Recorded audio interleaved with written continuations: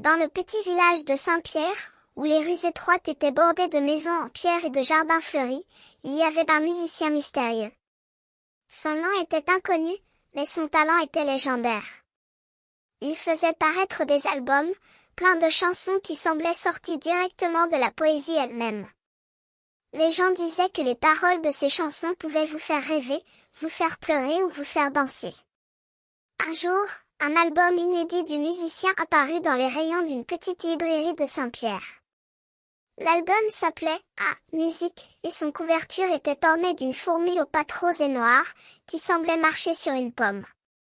Les habitants du village furent intrigués par ce titre étrange, mais ils se précipitèrent à acheter l'album.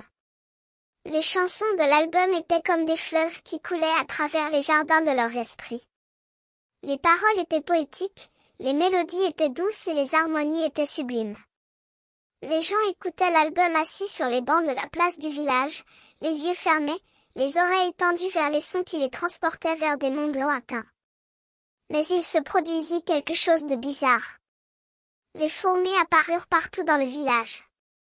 Elles marchaient sur les pavés, sur les murets, même sur les gens qui s'efforçaient de les éviter.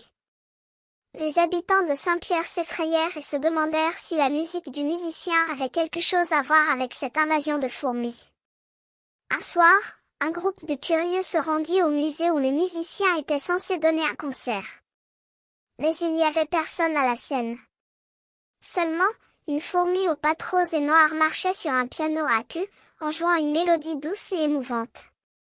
Les spectateurs furent hypnotisés par la fourmi et ils se mirent à danser, comme si la musique les emportait vers un monde de rêve. Depuis ce jour, les fourmis ne se sont plus retirées. Elles sont restées dans le village, comme si elles avaient découvert leur nouvelle patrie. Et chaque fois que quelqu'un écoutait l'album « Ah, musique », il sentait la présence des fourmis, comme si elles avaient une vie propre, indépendante de celle du musicien.